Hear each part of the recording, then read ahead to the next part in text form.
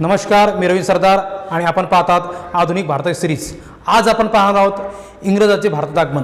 इंग्रज भारतात का आले? मागच्या व्हिडिओमध्ये आपण पाहिले होते की युरोपियन भारतात का आले, युरोपियनना भारतात येण्याची आवश्यकता का पडली, पहिला युरोपियन कोण जो भारतामध्ये आला हे आपण काल पाहिले होते, मागच्या व्हिडिओमध्ये पाहिले होते, पहिल्या एप्रिलमध्ये आपण ते पाहिले होते। बघा, सर्वप्रथम भारतामध्ये येणारा व्यक्ती वास्को द गामा।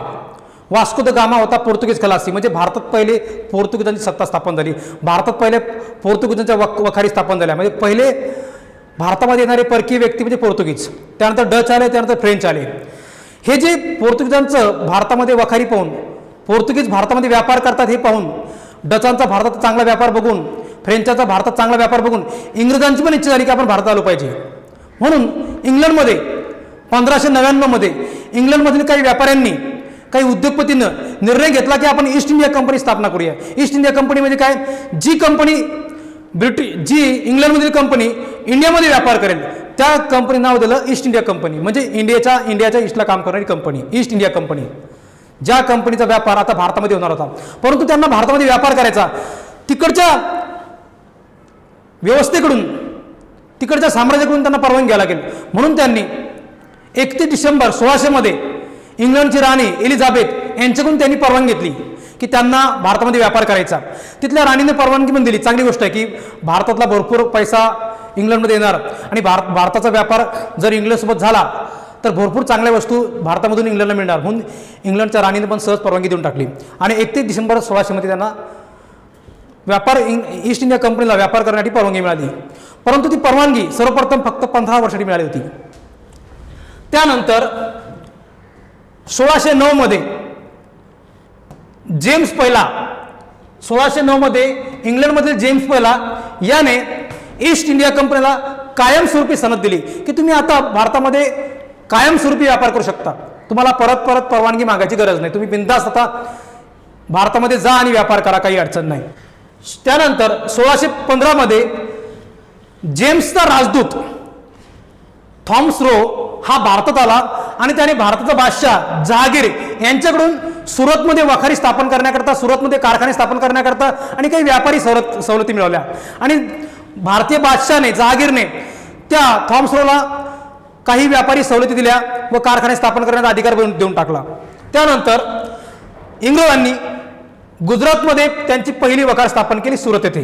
गुजरातमधील सुरत येथे इंग्रजांनी पहिली आपली वखार स्थापन केली। म्हणजे त्यांनी, आता बघा आपण पाहिले असेल की भरपूर लोक बाहेरच्या गावाहून दुसऱ्या गावात जातात, म्हणजे भरपूर लोक प्रवास करतात व्यापार करण्यासाठी। आपल्या सामान्य आयुष्यामध्ये पण असं होतं भरपूर की तुम्ही ज्या गावामध्ये राहता, ज्या शहरामध्ये राहता, त्या गावामध्ये शहरामध्ये बाहेरून लोक फिरते लोक काही येतात आपल्या शहरामध्ये, आपल्या गावामध्ये व्यापार करण्यासाठी। याचा अनुभव ग्रामीण भागात फार जास्त येतो की ग्रामीण भागामध्ये, आता बघा आता सध्या उन्हाळा चालू आहे, मी हा व्हिडिओ सध्या मार्च महिन्यात चालू आहे, मार्च 2022 मी उन्हाळ्यामध्ये रेकॉर्ड करतोय। तर उन्हाळ्यामध्ये काही थंड पेय विकणारे, आईस्क्रीम विकणारे, आईस कांडी वगैरे विकणारे हे लोक गावागावात फिरतात, बाहेरच्या गावातून येतात आणि दुसऱ्या गावात फिरतात। आता असेच इंग्रज भारतात आले होते। आता इंग्रज भारतात आले की त्यांना इथे भारतात राहावं लागेल। भारतात राहण्याकरता तेव्हा काय, आता आपण जसे आता ओये वगैरे बुक करतो तसे ओये वगैरे बुक करण्याची हॉटेल व्यवस्था काही भारतामध्ये नव्हत्या की आता ते इंग्लंडमधून येतील व भारतामध्ये राहण्याकरता काही हॉटेल बुक करतील, असं नव्हतं। त्यांना त्यांचे लोक राहण्याकरता, त्यांच्यासोबत जे काही सैन्य आहे, त्यांच्यासोबत जे काही व्यापारी मंडळ आहे, त्यांच्यासोबत जे काही त्यांचं कुटुंब आहे, या सर्वांना राहण्याकरता कुठेतरी जागा निवड लागेल ना। त्यांना राहण्याच्या ठिकाणमध्ये वखारी, आता बघा काही जेव्हा परगावून लोक येतात आणि एखाद्या गावात स्थिर होतात ते त्यांचे पाल टाकतात, तुम्ही पाहिले असेल काही गावाच्या कोपऱ्याला काही पाल असतात, त्यांचं एक छोटंसं त्यांनी टेंट बनवला असतो, एक पाल असतं, एक छोटंसं कपड्यांचं त्यांनी बनवलेलं असतं आणि तिच्यामध्ये त्यांचे काही लोक राहतात। ते काही थोड्या कालावधीकरता त्यांचं ते छोटंसं घर असतं। तसंच इंग्रजांचं भारतातलं घर म्हणजे वखारी, त्यांना राहण्याचं ठिकाण म्हणजे वखारी। अशा वखारी इंग्रजांनी भारतात स्थापन करणं सुरू केला, परंतु त्यांना भारतात वखारी स्थापन करायचं म्हणजे म्हटल्यावर परवानगी घ्यावी लागेल। आता एखाद्याला आपल्या गावात येऊन राहायचे दुसऱ्या गावाचा व्यक्ती, तर त्याला आपल्या गावात परवानगी घ्यावी लागेल, एखादं जागा विकत घ्यावं लागेल किंवा भाड्याने घ्यावं लागेल, पण आपल्या गावातील लोकांची परवानगी घ्यावी लागेल किंवा आपल्या गावात जे प्रशासन त्या प्रशासनाला विचारावं लागेल। आता ही गोष्ट करावी लागते। ही गोष्ट सेम केली इंग्रजांनी भारतातील बादशाह जहागीरकडून परवानगी घेतली की आम्हाला तुमच्या भारतामध्ये यायचं आहे, आम्हाला व्यापार करायचा आणि आम्हाला आमचा कारखाना टाकण्यासाठी आम्हाला जागा पण लागेल, ती पण आम्हाला तुम्ही देऊन टाका। बादशाहाने ती परवानगी देऊन टाकली, चला ही तुम्हाला जागा आहे, गुजरातमधील ही सुरत जागा आहे, या ठिकाणी तुम्ही तुमच्या वखारी स्थापन करा. त्यानंतर अशा हळूहळू ब्रिटिशांनी आपल्या भारतामध्ये वखारी स्थापन करणं सुरू केले. आपले राहण्याचे ठिकाण, आपले उद्योग करण्याचे ठिकाण, आपले व्यवसाय करण्याचे ठिकाण, आपले कारखान्याचे ठिकाण, असे वेगळे ठिकाण त्यांनी ठरवले. बघा 1611 मध्ये प्रथम मछलीपट्टणम या ठिकाणी त्यांची वखार स्थापन केली. त्यानंतर 1613 मध्ये सुरत येथे, 1633 बालासोर येथे, 1639 मद्रास येथे, 1651 हुगळी येथे, 1668 मुंबई येथे व 1698 कोलकाता येथे अशा भारतामधील वेगवेगळ्या ठिकाणी त्यांनी आपल्या वखारी स्थापन केल्या.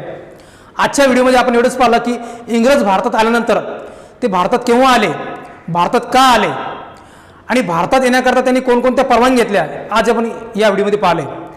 आणि त्यांनी आपल्या भारतामध्ये कुठे कुठे वखारी स्थापन केल्या हे आपण या व्हिडिओमध्ये पाहिले. आपण बाकीच पुढच्या व्हिडिओमध्ये बघू. हा व्हिडिओ पूर्ण पाहिल्याबद्दल थँक्यू.